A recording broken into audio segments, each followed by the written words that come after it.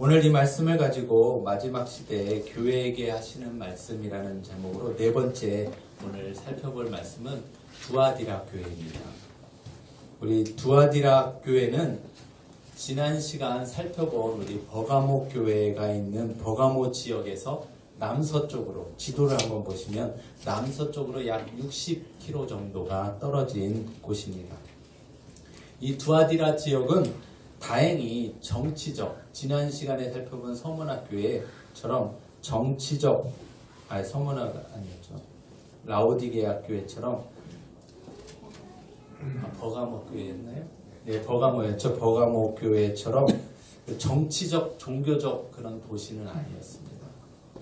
그 정치적, 종교적 중심 도시가 아니었기 때문에 황제 숭배가 그렇게 강하게 요구되는 지역은 아니었다라는 겁니다. 두아디라 지역은 그 대신 상업이 굉장히 발달되었고 이 지역에서는 무역업을 발달해서 그 무역업을 하고 무역을 위한 조합이 굉장히 발달된 도시였습니다. 그래서 이 무역 조합원들은 자주 함께 모여서 공동 식사를 하곤 했는데 이 모임에서는 어떤 일이 있었냐면 그 이방 신에게 먼저 제의를 드리고 그 다음에 함께 그 제사를 드린 음식을 가지고 함께 식사를 하는 그런 일들이 종종 있었다라는 겁니다. 그리고 이 무역을 하기 위해서는 이 무역 조합원에 가입을 하지 않으면 무역업을 종사할 수 없는 그런 일들이 있었다라는 겁니다. 그러다 보니까 문제가 생겼는데 문제가 뭐냐면 크리스찬이 이제 예수님을 믿어서 무역업을 하는 사람이나 무역업을 했던 분들은 이 무역업을 하기 위해서는 어떻게 해야 합니까?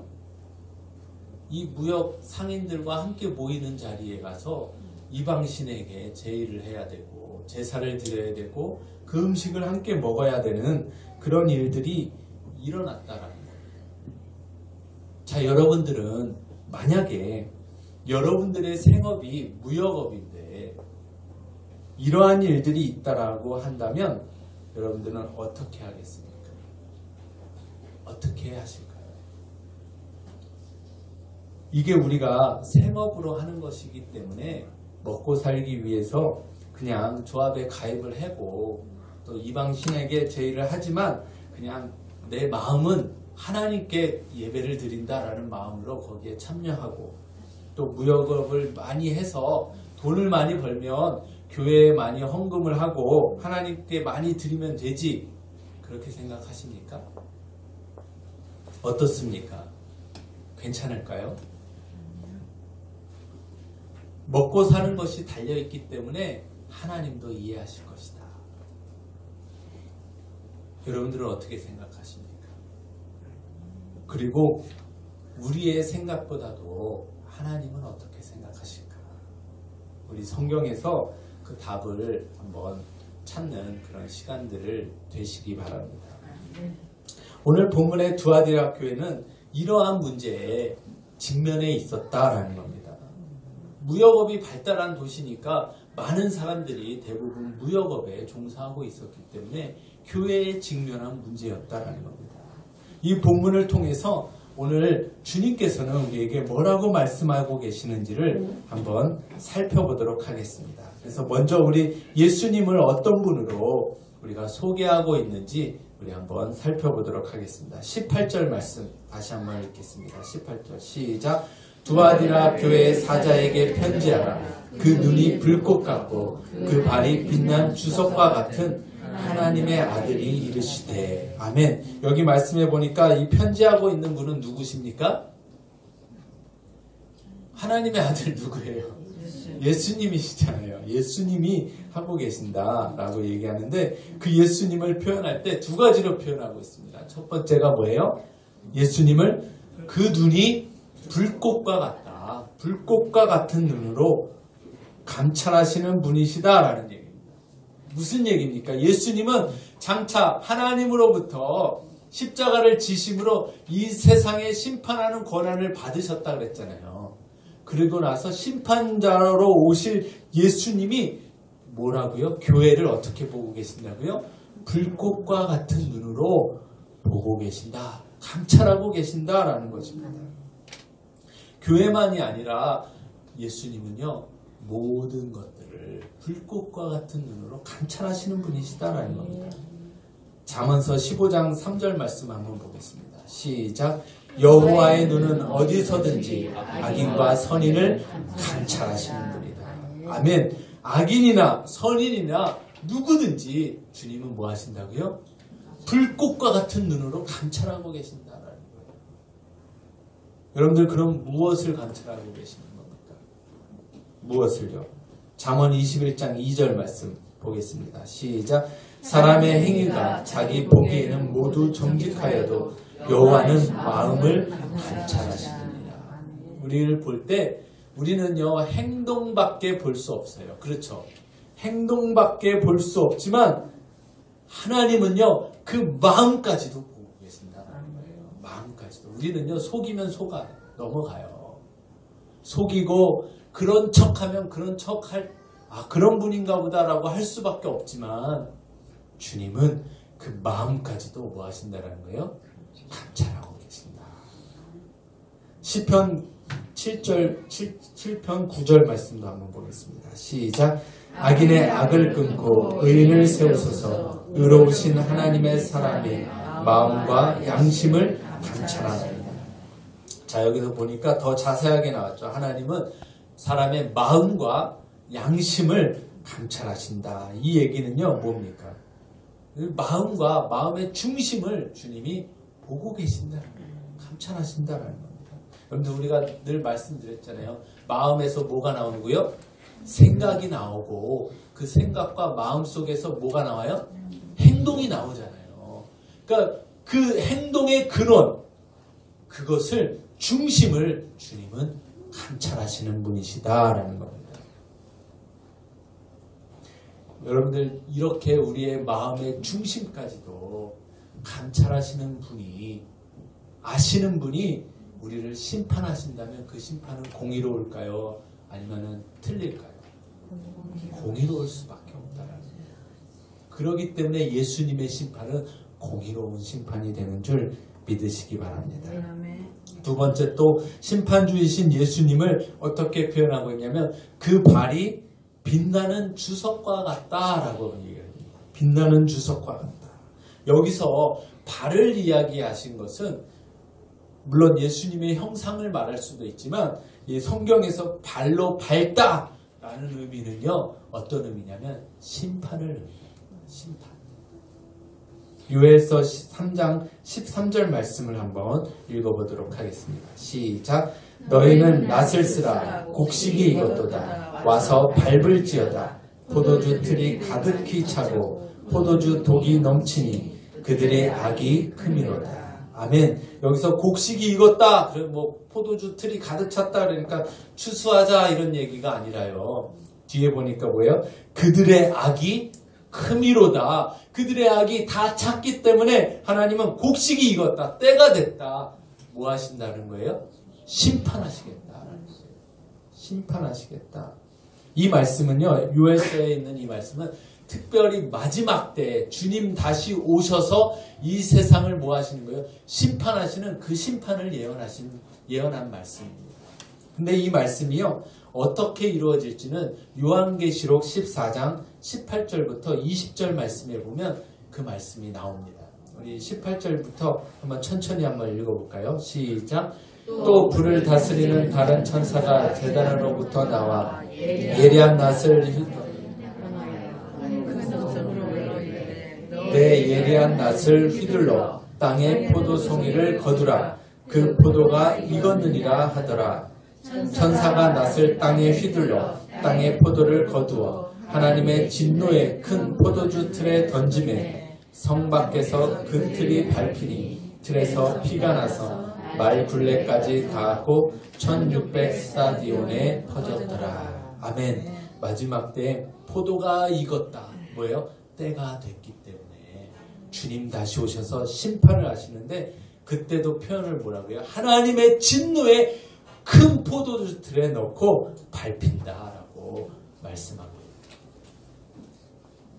그러니까 이 발로 밟는다라는 의미는요, 어떤 의미가 있습니까? 하나님의 심판이 있다. 심판하시는 주님이시다라는 것을 말씀하십니다. 이 심판은 지금 우리가 살펴본 심판은 마지막 때에 주님 다시 오셔서 마지막 심판을 이야기하지만 꼭 이 심판이 마지막 때에만 있는 것은 아니다라는 겁니다. 무슨 얘기냐면 현재적인 심판도 있다라는 거예요.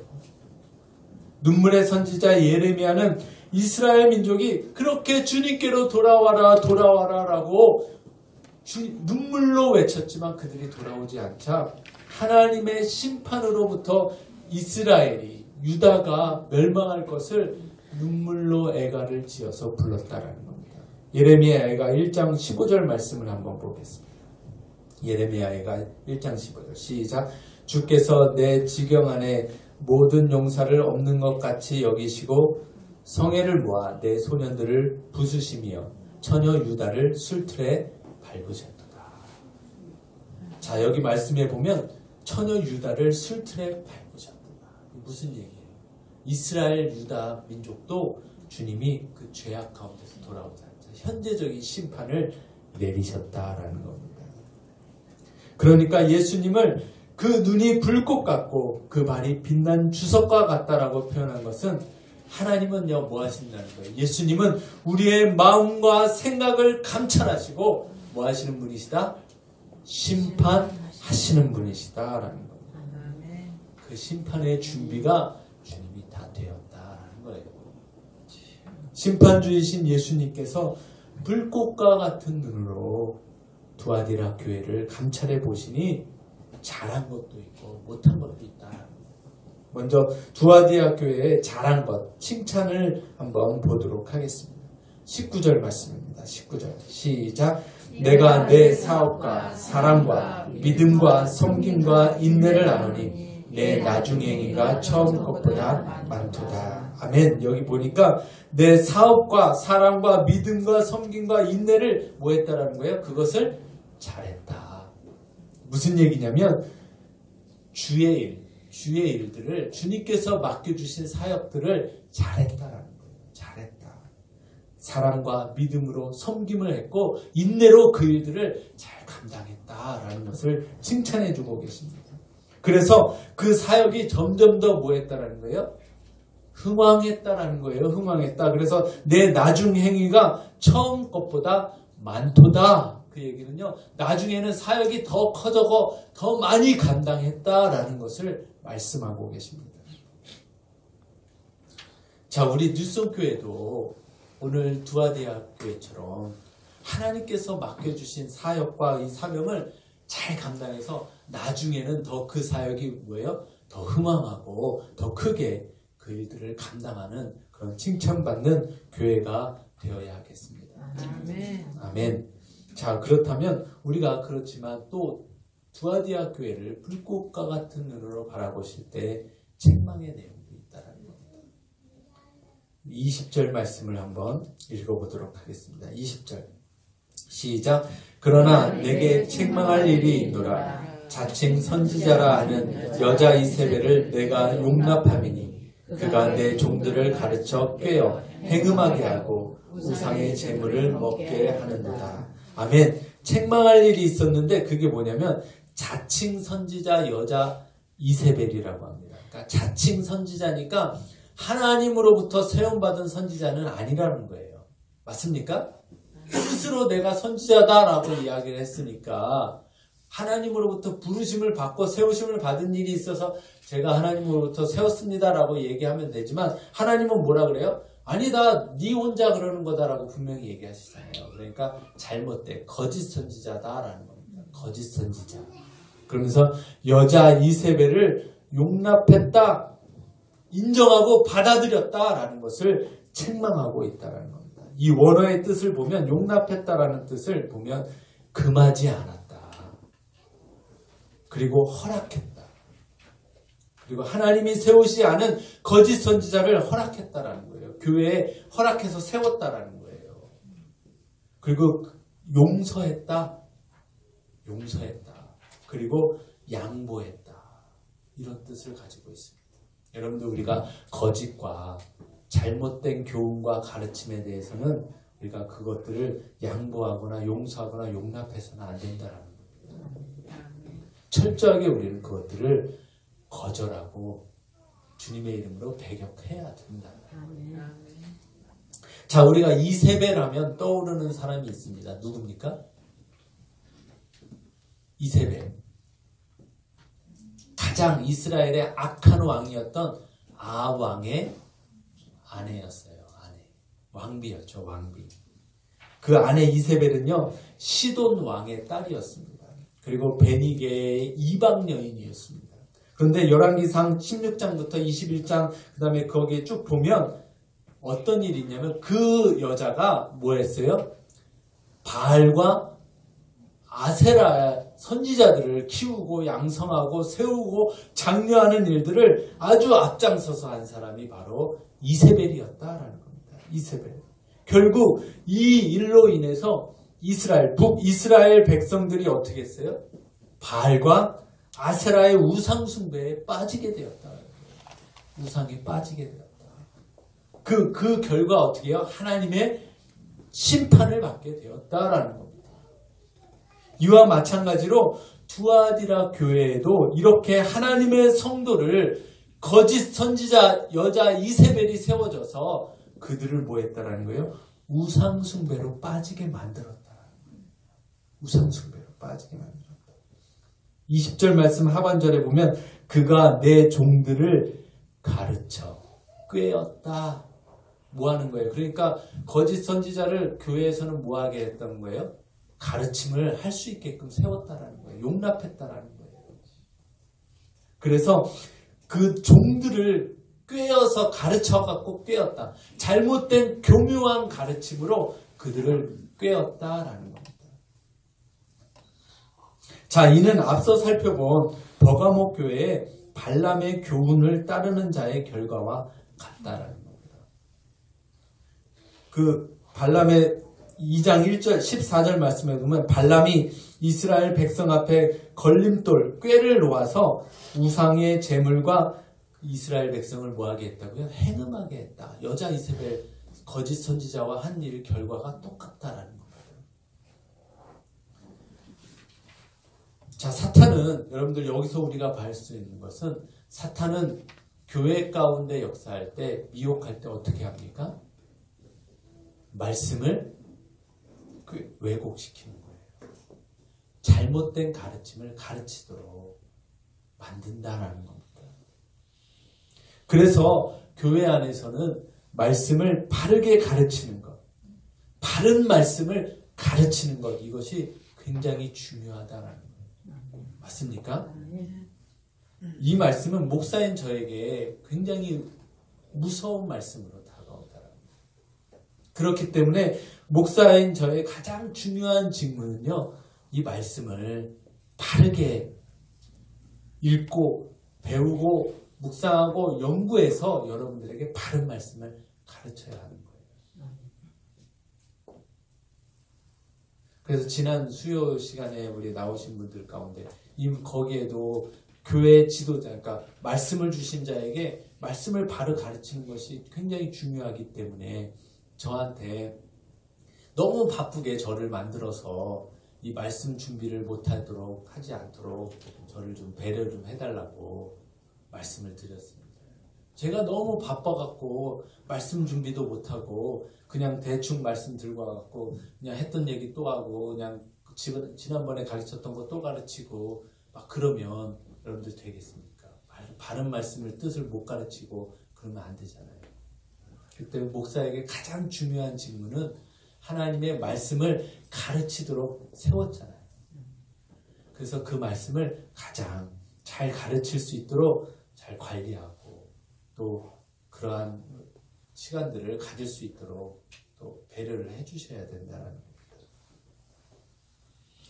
자, 오늘 말씀에 보면 이 말씀을 왜곡시키는 것은 뭐냐면 다 결과가 뭐냐면 우상과 행음하도록, 그러니까 우상과 혼합되도록 만든다는 거예요. 그러니까 그 말씀을, 하나님의 말씀을 우리가 바른 하나님을 섬기는 것이 아니라 다른 이방 종교들과 이방 우상들과 자꾸 혼합시켜서 그 일들을 섞어서 변질시키도록 우상의 제물에 참여하도록 만드는 것, 그것이 오늘 말씀에 경고해 주고 계시는 하나님의 말씀입니다. 이렇게 됐을 때 하나님은 책망하시고 심판하신다라고 분명히 말씀하고 계시는 겁니다. 그래서 심판, 뭐예요? 양날검을 들고 심판하시겠다. 그 다음에 오늘 말씀은 불꽃과 같은 눈으로, 그 다음에 진노의 포도줄로 틀에 넣어서 던져서 밟으시겠다. 이렇게 말씀하니까 우리가 하나님을 무서운 하나님으로만 우리가 생각할 수 있지만, 하나님은 공의의 하나님이시면서 동시에 사랑의 하나님이신 줄 믿으시기 바랍니다. 그렇기 때문에 오늘 말씀에도 보면 그 심판 중에서도, 그 진노 가운데서도 뭐를 베풀어 주시는 거예요? 회개할 수 있는 은혜를, 회개할 수 있는 기회를 우리에게 주신다라는 겁니다. 21절 말씀을 한번 보도록 하겠습니다. 21절 시작. 또 내가 그에게 회개할 기회를 주었으되 자기의 음행을 회개하고자 하지 아니하는도다. 아멘. 여기 보니까 분명히 이세벨 같은 그런 악한 사람이라면, 저 같으면 도저히 용서할 수도 없고 용납할 수도 없는데, 그런 자에게도 하나님은 뭘 주셨다라는 거예요? 회개할 기회를 주셨다. 여러분들, 이러니 얼마나 하나님이 사랑의 하나님이십니까? 아무리 큰 죄를 졌어도, 저는 이게 너무나도 큰 죄 같은데, 아무리 큰 죄를 졌어도 하나님은 회개의 기회를 주시고, 회개하고 돌이키는 자를 하나님은 뭐 하신다라는 거예요? 용납하시고 받아주시는 하나님이신 줄 믿으시기 바랍니다. 아멘. 그러나 여러분들 보세요. 회개하지 않으면 용서도 없다라는 것을 꼭 기억하시기 바랍니다. 회개하지 않은 결과가 22절과 23절 말씀에 나옵니다. 다 같이 한번 읽어보겠습니다. 시작. 볼지어다 내가 그를 침상에 던질 것이요 또 그와 더불어 간음하는 자들도 만일 그 행위를 회개하지 아니하면 큰 환난 가운데 던지고, 또 내가 사망으로 그의 자녀를 죽이리니 모든 교회가 나는 사람의 뜻과 마음을 살피는 자인 줄 알지라. 내가 너희 각 사람의 행위대로 갚아주리라. 아멘. 여기 말씀에 보면 회개하지 않은 자를 뭐 하신다고요? 침상에 던지시겠다. 이거 무슨 얘기입니까? 병으로 치시겠다라는 얘기. 그리고 큰 환난 가운데 던지고 사망으로 그의 뭐를 죽인다고요? 자녀를 죽이겠다. 여러분들, 이 말씀이요, 무슨 말씀이냐면, 우리 한국 교회 가운데 이 말씀을 가지고 이렇게 말씀하시는 분들이 계십니다. 한국 교회 가운데 말씀의 왜곡이 들어왔고, 종교 통합과 혼합 같은 것들이 들어와서, WCC 같은 것들이 들어와서 교단적으로 이런 일들을 행하고 있기 때문에 지금 하나님께서 이 말씀대로 사망으로 그의 자녀를 죽이셨다라는 이 얘기가 지금 교회 가운데 다음 세대인 우리 자녀들이 없다. 넘쳐났던 주일학교 학생들이 없어지고 이제는 교회에 없다라는 거예요. 그렇게 이야기하시는 분들도 계십니다. 오늘 말씀에도 보면 분명하게 뭐예요? 회개하지 않으면 사망으로 그의 자녀를 죽이겠다. 그러나 여러분들 보세요. 하나님이 불꽃과 같은 눈으로 우리의 마음과 뜻과 마음을 살피는 자인 줄 알지라. 내가 너의 각 사람의 행위대로 갚아주리라 라고 말씀하신 대로, 하나님은요, 하나님은 우리가 의로운 일을 행한 자는 의로운 것으로 보상해 주시겠다라는 거고, 악한 일을 행한 자들은 악한 것으로 심판하시겠다라는 말씀인 줄 믿으시기 바랍니다. 그래서 우리가 거두는 것은요, 우리가 심고 뿌리는 대로 거두게 되는 거예요. 심고 뿌리는 대로 거두는 거예요. 그게 하나님의 법칙이고 하나님의 심판인 줄 믿으시기 바랍니다. 이 말씀은요, 꼭 먼 훗날, 꼭 마지막 날 주의 날에만 심판이 임한다는 것이 아니라 지금 현재에도 하나님은 심판하시는 분이시다라는 것을 의미하고 있습니다. 때로는 우리가 심판이 악인들을 바라보면서, 악인의 형통을 바라보면서 심판이 너무 더딘 것 같고 안 오는 것 같지만 그건 우리의 생각이다라는 겁니다. 심판의 모든 주권은 누가 갖고 계신다고요? 하나님이 갖고 계신다라는 겁니다. 그 하나님이 불꽃과 같은 눈으로 지금 우리의 마음과 생각과 모든 것들을 보고 계신다라는 것을 기억하시기 바랍니다. 그리고 때가 되면 공의의 하나님은 우리가 행한 대로 각 사람의 행한 대로 갚아주시는 분이심을 믿으시기 바랍니다. 여러분들 이 믿음이 있다면요, 우리가 지금은 억울하고 지금은 힘들고 지금은 어려워도요, 우리가 진리의 말씀 붙들고 그 진리의 말씀과 함께 고난을 기꺼이 받아낼 수 있는 것입니다. 행한 대로 갚아주신다라고 말씀하셨기 때문에 이걸 믿기 때문에 우리가 이 말씀 붙들고 지금은 어렵고 힘들어도 고통이 와도 진리의 말씀 붙들고 나아갈 수 있는 줄 믿으시기 바랍니다. 자, 그럼 행한 대로 갚아주시는 하나님께서 네 번째로 우리 인내하며 이기는 자에게 주시는 약속을 살펴보고 오늘 말씀을 마치도록 하겠습니다. 먼저 26절, 27절 말씀 한번 보겠습니다. 26절 시작. 이기는 자와 끝까지 내일을 지키는 그에게 만국을 다스리는 권세를 주리니 그가 철장을 가지고 그들을 다스려 질그릇 깨트리는 것과 같이 하리라. 아멘. 자, 이기는 자, 끝까지 싸워서 이기는 자에게 주시는 약속이 뭐라고요? 만국을 다스리는 권세.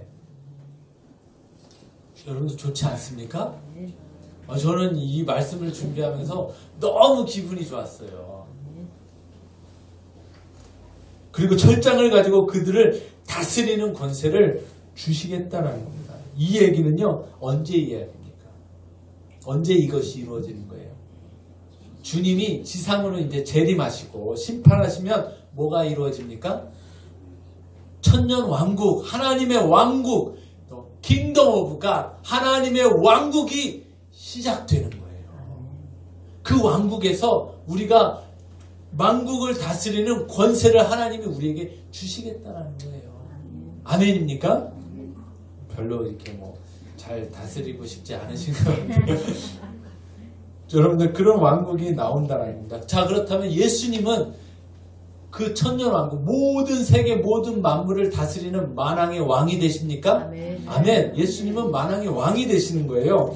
그때 우리 성경에 하나님의 왕국에 대해서 많은 이야기들이 나와 있긴 하지만 또 그렇게 자세하게 또 나오지 않았는데, 먼저 우리가 나온 이야기들을 한번 살펴보면 이스라엘, 하나님의 택하신 백성 이스라엘은 누가 다스릴까요? 이 성경에 나와 있어요. 누가 다스리냐면 예레미야 선지자를 통해서 예언하셨습니다. 자, 예레미야 30장에 가보겠는데요. 30장 7절인데요. 이 30장은 이스라엘의 환난, 그러니까 7년 대환난을 말하는 겁니다. 이스라엘 야곱의 환난이라고 하는데 그 환난 이후에 하나님의 이제 재림과 그다음에 천년왕국이 들어가잖아요. 그 통치 때의 모습을 말하는데 7절 말씀 보겠습니다. 시작. 슬프다 그날이요 그와 같이 엄청난 날이 없으리라. 그날은 야곱의 환난의 때가 되미로다. 그러나 그 환난에서 구하여 냄을 얻으리로다. 자, 7년 대환난, 야곱의 환난은 7년 대환난을 말하는데 그를 통해서 이스라엘이, 유대민족이 깨어나는 거예요. 그래서 그 환난에서 뭐 한다고요? 구하여 냄을 얻으리로다. 그렇게 되는 겁니다. 그리고 9절 말씀 보겠습니다. 시작. 그들은 그들의 하나님 여호와를 섬기며 내가 그들을 위하여 세울 그들의 왕 다윗을 섬기리라. 누가 다스린다고요? 이스라엘을 다스리는 왕 그때 누구라고요? 다윗이라고요. 다윗. 그럼 다윗이 죽었잖아요. 그렇죠? 다윗이 죽었잖아요. 다윗이 그때 부활해야 되겠죠. 맞습니까? 부활하는 거예요. 자, 여러분들 도표가 있나요? 도표가 나오나요? 자, 우리 도표를 한번 보시면 지금은 우리가 교회 시대라고 합니다. 그러니까 교회는 그리스도의 신부이고 그리스도의 몸입니다. 그러니까 교회 시대가 끝날 때 어떻게 되면 우리가 교회가 공중으로 들림을 받는 거예요. 이걸 휴거라라고 말합니다. 휴거. 그리고 공중에 들림을 받고 들림을 받게 되면 그때에서 이 땅에서는 뭐가 시작되냐면 우리가 잘 알고 있는 말하는 대로 7년 대환란이 시작되는 거예요. 7년 환란이 시작되는 겁니다. 그리고 공중에서는 어떤 일이 벌어집니까? 우리가 그리스도의 뭐라 그랬어요? 신부. 그리고 요한계시록에 보면 공중의 하늘나라에서 뭐가 있어요? 어린 양의 혼인잔치. 혼인잔치가 들어가는 거예요. 잔치가 7년 환란 동안에 위에 있게 됩니다. 그리고 잔치가 끝나고 신부를 데리고 주님이 지상으로 재림하시는 거예요. 그 재림하시는 곳이 어디냐면 감람산입니다. 예루살렘에 거기에 두 발로 거기에 서신다라고 말씀이 되어 있어요. 그래서 지상 재림을 하실 때 7년 대환란을 통해서 7년 대환란을 통과 이스라엘 백성들이 그 환란을 통해서 예수님을 알게 되는 겁니다. 그리고 들림받지 못한 구원받지 못한 이방 민족들도 이를 통해서 주님을 깨닫고 믿는 자들은 구원을 얻게 되는 거예요. 그래서 이 밑에 있는 사람들은 어떤 사람들이 됩니까? 육체의 몸을 갖고 있잖아요. 육체의 몸을 갖고 있는 자들이 천년왕국으로 들어가는 거예요. 그래서 천년왕국 때 아기를 낳고 막 사람들이 연수가 어떻게 된다 그랬어요? 100살 살고 죽은 자를 어린 자가 죽었다라고 얘기한다 그랬어요. 그러니까 우리가 왜 무드셀라가 몇 살 살았습니까? 969세를 살았잖아요. 거의 1000년 살았잖아요. 그때 회복이 되는 겁니다. 천년왕국 때. 하나님의 그때 육체의 몸을 갖고 있어야 아기를 낳을 거 아니에요. 맞습니까? 우리 공중 들림 받아서 올라간 자들은 우리의 몸이 이대로 가는 게 아니라 어떤 몸을 입어요? 새 몸을 입는 거예요. 그러니까 우리는 아기를 낳을 수 있어요? 없어요? 없어요. 그것도 우리는 낳지 못한다는 거예요. 그리고 지상 재림하실 때 구약의 성도들이 부활하게 되는 겁니다. 구약의 성도들이 부활하는 거예요. 무덤들이 열린다고 했어요. 구약의 성도들이 열려서 그때 다윗이 부활하는 거예요. 그래서 다윗이 어딜 다스린다고요? 이스라엘을 다스리는 거예요. 이스라엘 왕이 되어서. 여러분들 이해되십니까? 자, 그러면 거기 천년왕국까지 한번 표를 보여주세요. 자, 그렇게 해서 천년왕국에 들어가게 됩니다. 자, 그러면 또 다니엘서 12장 13절 말씀해 보면 다니엘이 다스리는 몫이 있다라는 거예요. 12장 13절 한번 읽어보겠습니다. 시작. 너는 가서 마지막을 기다리라. 이는 내가 평안히 쉬다가 끝날에는 내 몫을 누릴 것이니라. 여기 보면 다니엘의 몫이라고 나왔는데 다니엘의 분깃입니다. 분깃. 다니엘 가운데 다니엘에게 주신 분깃이 있다라는 거예요. 그 지역을 다니엘은 그 끝날이 언제예요? 주님 다시 오시는 그날 부활해서 그 지역을 다스리는 겁니다. 누가요? 다니엘도 다스리고 아브라함도 나오겠죠. 그쵸? 노아도 나오고 다 분깃이 있다라는 거예요. 분깃이. 자, 마태복음 19장 28절 말씀 한번 보겠습니다. 그럼 12제자에 대한 말씀인데요. 예수님께서 하나님의 왕국에 대해서 말씀하고 계시는 거예요. 그런데 하나님의 왕국에 대해서 말씀하실 때 27절 말씀에 보면 베드로가 이랬습니다. 주여 우리는 다 버리고 주님을 따랐습니다. 그런즉 그 하나님의 왕국이 임할 때 우리는 뭘 얻겠습니까? 라고 얘기하자 28절에 이렇게 말씀하시는 겁니다.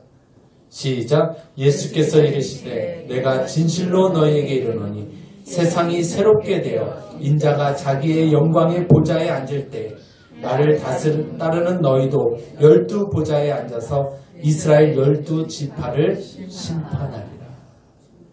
아멘. 이 말씀 그대로 믿으십니까? 세상이 새롭게 되는 날이 언제예요? 천년왕국으로 새롭게.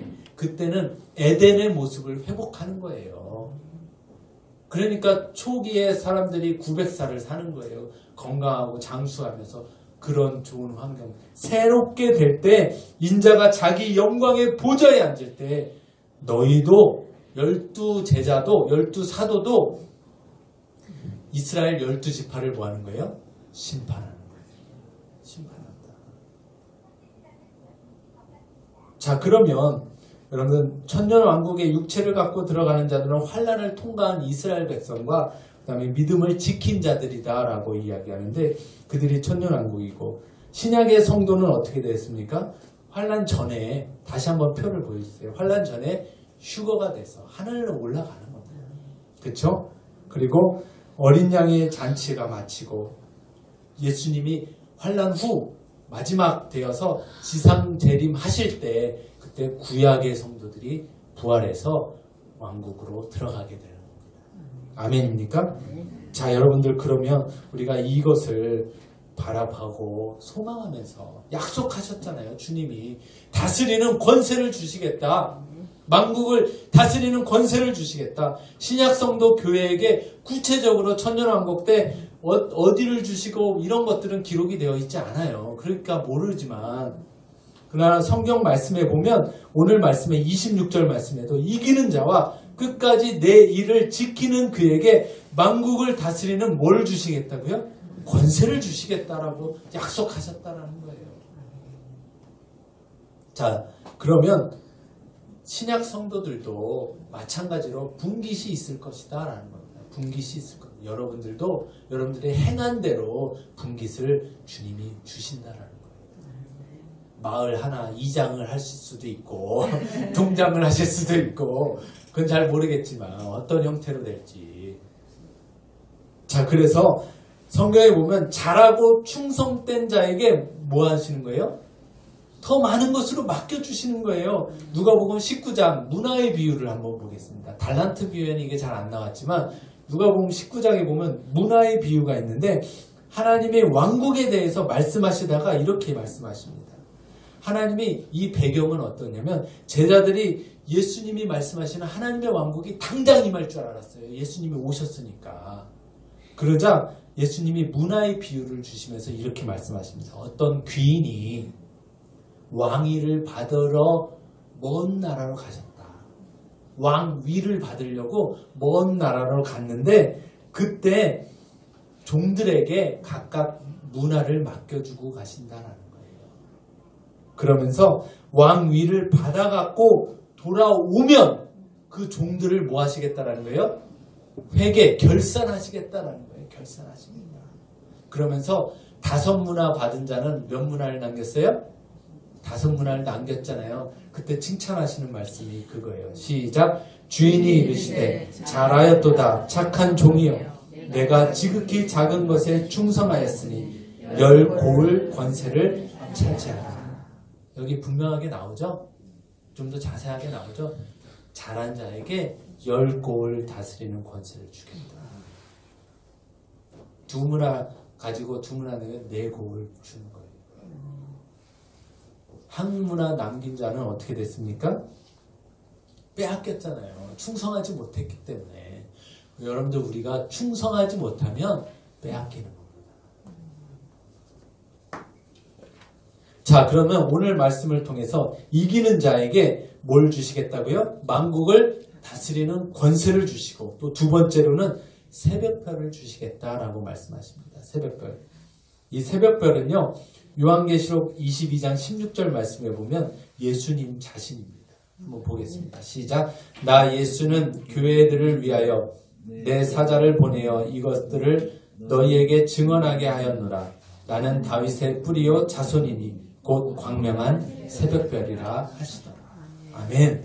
예수님 자신이시고 두 번째로는 우리 다니엘서에 보면 12장 3절 말씀에 보면 한번 읽어보겠습니다. 시작. 지혜 있는 자는 궁창의 별과 같이 빛날 것이요 많은 사람을 옳은 대로 돌아오게 한 자는 별과 같이 영원토록 빛나리라. 자, 결국 두 번째 의미는 하나님의 일에 충성된 하나님의 사람들. 이 의미는 뭐냐면 예수님 자신을 주신 것도 마찬가지입니다. 구원이 완전히 이루어진다라는 거예요. 그리고 그리스도의 영광에 참여하게 된다라는 것을 의미한다라는 겁니다. 여러분들 이 얼마나 멋집니까? 영광스럽지 않습니까? 주님과 함께 우리가 찬송가에도 보면 주와 함께 빛난 면류관 받아 쓰고서 주와 함께 다스리리 이렇게 찬양하고 고백하잖아요. 그게 괜히 나온 게 아니라는 거예요. 자, 이것은 우리 세상의 성공과 부귀영화와 우리가 부러워하는 부귀영화와 비교할 수 있습니까? 없다라는 거예요. 지금 뭐 국회의원이 부럽습니까? 대통령이 부럽습니까? 그렇지 않다라는 거예요. 이거 비교할 수 없는 하나님의 영광인 줄 믿으시기 바랍니다. 자, 말씀을 정리하겠습니다. 하나님은 우리를 불꽃과 같은 눈으로 감찰하고 계심을 믿으시기 바랍니다. 우리 마음과 생각을 감찰하고 계십니다. 주화대학교의 칭찬은요, 주의 사업을 잘했다는 겁니다. 선한 사업과 사명을 잘 감당했습니다. 우리 누순교회도 지금 작은 사업부터 잘 감당해서 내 나중이 더 크다라는 말씀을 칭찬을 받는 저와 여러분들 되시기 바랍니다. 그러나 책망할 것은 자칭 여선지자 이세벨을 용납했다라는 겁니다. 우리가 하나님의 말씀을 교묘하게 왜곡시킨 가짜 복음들, 다른 교훈들은 우리가 용납해서는 안 됩니다. 진리만 붙들고 다른 우상과 다른 어떤 것들도 우리가 용납해서는 안 됨을 기억하시기 바랍니다. 그리고 마지막으로 이기는 자에게 주시는 약속, 만국을 다스리는 권세를 주시고 새벽별을 주시겠다라고 말씀하신 영원한 생명과 영원한 하나님의 나라에 참여할 수 있는 그 영광을 바라보시면서 끝까지 인내로서 진리 안에서 승리하시는 저와 여러분들 되시길 주님의 이름으로 축원합니다. 아멘. 기도하겠습니다.